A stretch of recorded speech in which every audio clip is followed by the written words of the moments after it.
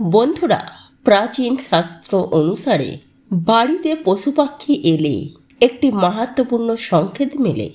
বন্ধুরা, আজ আমরা এই গুরুত্বপূর্ণ ভিডিওটির মাধ্যমে একটি গুরুত্বপূর্ণ প্রাসঙ্গিক বিষয় নিয়ে আলোচনা করব, যা আমাদের প্রত্যেকের জানা প্রয়োজন।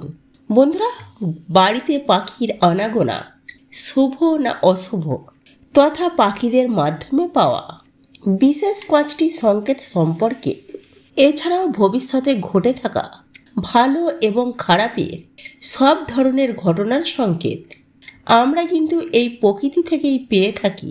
বন্ধুরা, যদি আপনারা এই প্রকৃতি থেকে পাওয়া সংকেতগুলি বুঝতে পারেন, তাহলে কিন্তু সেটি আপনাদের জন্য খুবই ভালো একটা দিক হিসাবে প্রমাণিত হতে পারে।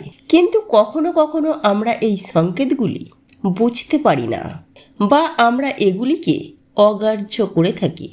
জীব জন্তু পশু পাখি ইত্যাদি অন্যান্য সজীব বা নির্জীব বস্তু দ্বারা আমরা কিন্তু আমাদের ভবিষ্যতের বিষয়ে অনেক কিছুই জানতে পারি।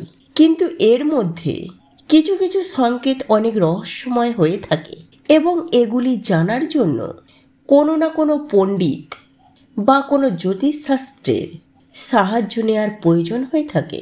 দেখুন বন্ধুরা, এই জগতে এমন কিছু কিছু সংকেত যা আপনারা নিজেরাই বুঝতে পারবেন কোনো কিছুর সাহায্য ছাড়াই।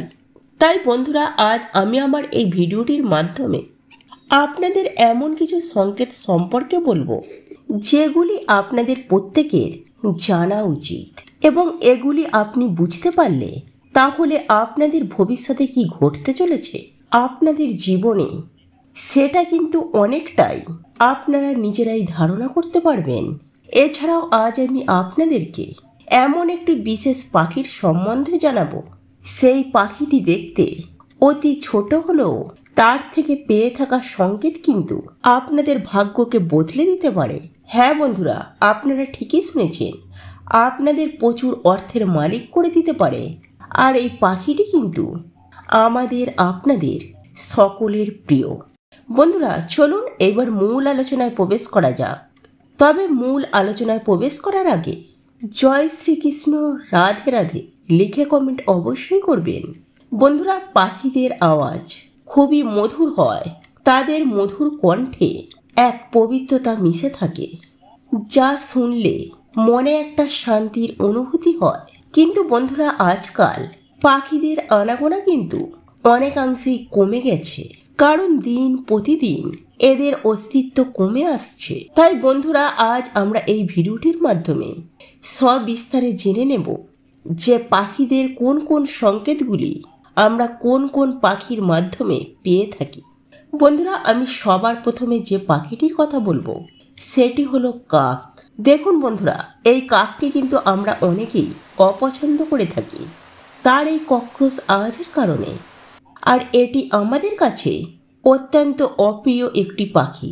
কিন্তু এই কাক আমাদের ভবিষ্যৎ সম্পর্কে অনেক কিছু বার্তা বহন করে নিয়ে আসে, সেটি শুভ হোক বা অশুভ। যদি একই সাথে অনেকগুলো কাক এক জায়গায় বসে জোরে জোরে চিৎকার করে, তাহলে এটা কিন্তু একটা বড় অশুভ একটা সংকেত। সেখানে নিশ্চয়ই কোনো বড় ধরনের দুর্ঘটনা ঘটতে চলেছে। তাই বন্ধুরা, সেই স্থান থেকে তৎক্ষণাৎ আপনাদেরকে চলে আসা উচিত। উল্টো দিকে যদি আপনারা এই কাক পাখিটিকে কোনো জলভর্তি পাত্রে বসতে দেখেন বা কোনো মাংসের টুকরো নিয়ে উঠতে দেখেন, তাহলে এটি অত্যন্ত শুভ সংকেত। কারণ বন্ধুরা, এর ফলেই গৃহে সুখ শান্তি সমৃদ্ধি প্রত্যেকটি বিরাজ করে। তাই বন্ধুরা, বাড়ির সামনে একটি পাত্রে পবিত্র জল ভরে সব সময় রাখবেন। বন্ধুরা, দ্বিতীয় যে পাখিটির কথা বলবো সেটি হলো পেঁচা। হ্যাঁ বন্ধুরা, পেঁচা হলো মা লক্ষ্মীর বাহন। কিন্তু শুধু আমাদের ভারতবর্ষে নয়, অন্যান্য দেশ বিদেশেও কিন্তু পেঁচার সঙ্গে সম্পর্কযুক্ত কিছু শুভ কথা ও অশুভ কথার প্রচলন রয়েছে। বন্ধুরা, যদি আপনার গৃহের ছাদের ওপর পেঁচা এসে বসে, তাহলে এটি কিন্তু একটা অশুভ সংকেত বহন করে নিয়ে আসে। খুব শীঘ্রই সেই গৃহে অশুভ কিছু ঘটতে চলেছে, এর মানে কিন্তু এটাই। এছাড়াও বন্ধুরা, আপনারা যদি পেঁচার কান্না বা পেঁচার ডাক শুনতে পান, তাহলে এটিকে অশুভ বলে মনে করা হয়েছে। কিন্তু বন্ধুরা, সাদা রঙের পেঁচা বা যেটাকে এই গ্রাম বাংলার লোকেরা বলে লক্ষ্মী পেঁচা, সেটি যদি আপনাদের গৃহ প্রাঙ্গণে এসে বসে বা আপনার ছাদের ওপর এসে বসে, তাহলে কিন্তু এটি অত্যন্ত শুভ সংকেত বহন করে নিয়ে আসে। এটি ধনসম্পত্তি প্রাপ্তি করার একটি সংকেত হয়ে থাকে। বন্ধুরা, তৃতীয় যে পাখিটির কথা বলবো সেটি হলো ময়ূর। দেখুন বন্ধুরা, ময়ূর হলো ভগবান কার্তিকের বাহন। তাই বন্ধুরা, আপনার যদি কোনো ইম্পর্টেন্ট কাজে যাওয়ার সময় আপনি যদি কোথাও ময়ূরের দর্শন পান বা ময়ূরের আওয়াজ শুনতে পান, তাহলে এটি কিন্তু অত্যন্ত শুভ সংকেত হয়ে থাকে। নিশ্চিত রূপে আপনি যে কাজের জন্য যাবেন সেই কাজে আপনি সফলতা পাবেন। এছাড়াও আমরা পাখির থেকে যে সংকেত পেয়ে থাকি সেগুলো একটু আলোচনা করে নিই।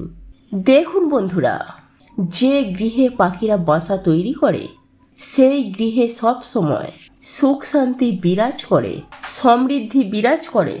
দ্বিতীয়ত, যদি পাখি আপনাদের মাথায় কিংবা আপনাদের শরীরে হঠাৎ করে মলমূত্র ত্যাগ করে দেয়, তাহলে সেটিও অত্যন্ত শুভ সংকেত। এর মানে বুঝবেন খুব শীঘ্রই আপনারা কোনো না কোনো দিক দিয়ে আপনারা শুভ সংকেত পেতে চলেছেন। বন্ধুরা, তৃতীয় সংকেতটি হলো, বন্ধুরা, পাখিরা কিন্তু খুবই ভীতু প্রকৃতির হয়ে থাকে। সহজে কোনো ব্যক্তির সংস্পর্শে খুব একটা আসতে চায় না। বন্ধুরা, যদি কোনো পাখি ভয় না পেয়ে নির্ভয়ে আপনার বাড়িতে প্রবেশ করে, তাহলে আপনারা জানবেন যে আপনাদের বাড়ির পরিবেশ অত্যন্ত পবিত্র এবং নির্মল। এরপর চতুর্থ বিষয়টি হলো, যদি অনেকগুলো পাখি একসাথে আপনাদের গৃহ প্রাঙ্গণে এসে বসে বা আপনাদের গৃহের ছাদে এসে বসে, তাহলে আপনারা বুঝে নেবেন যে আপনাদের বাড়িতে কোনো শুভ শক্তির আগমন ইতিমধ্যেই ঘটেছে বা দৈবিক শক্তির প্রভাব বিদ্যমান রয়েছে বা কোনো অতিথি আপনাদের বাড়িতে আসতে চলেছে। দেখুন বন্ধুরা, এখানে আমি আরও একটি কথা জানিয়ে দেব। যদি আপনাদের গৃহে পাখির বাসা থাকে বা আপনাদের গৃহে পাখির বাসা তৈরি করে, সেক্ষেত্রে কিন্তু এই পাখির বাসা কখনোই আপনারা নষ্ট করে দেবেন না, অর্থাৎ ভেঙে ফেলবেন না। দেখবেন জীবনে একটা অত্যন্ত শুভ ফল পাবেনই পাবেন। তবে বন্ধুরা, একটি কথা মনে রাখবেন যে আপনার গৃহে যদি কখনো পায়রা বাসা বাঁধতে আসে, তাহলে সেই বাসা কখনোই তৈরি করতে দেবেন না।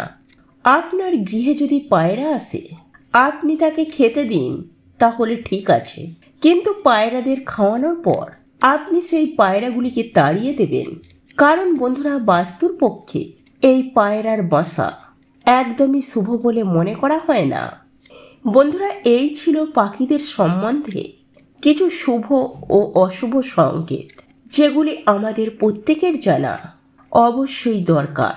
বন্ধুরা, আজকের এই ভিডিওটি যদি আপনাদের পছন্দ হয়ে থাকে, তাহলে ভিডিওটি লাইক করুন, কমেন্ট করুন এবং বন্ধুদের সাথে শেয়ার অবশ্যই করুন। মনে রাখবেন, আপনার একটি শেয়ার অনেক মানুষকে উপকৃত করতে পারে। আপনি যদি সনাতনী পম্পা ইউটিউব চ্যানেলে এখনো পর্যন্ত নতুন হয়ে থাকেন, তাহলে চ্যানেলটি অবশ্যই সাবস্ক্রাইব করবেন এবং পাশে থাকা নোটিফিকেশন বেল আইকনটি ক্লিক করবেন। এইরূপ নিত্য নতুন ভিডিও সবার আগে দেখার জন্য ঈশ্বর আপনার মঙ্গল করুন। আপনি সুস্থ থাকুন, ভালো থাকুন।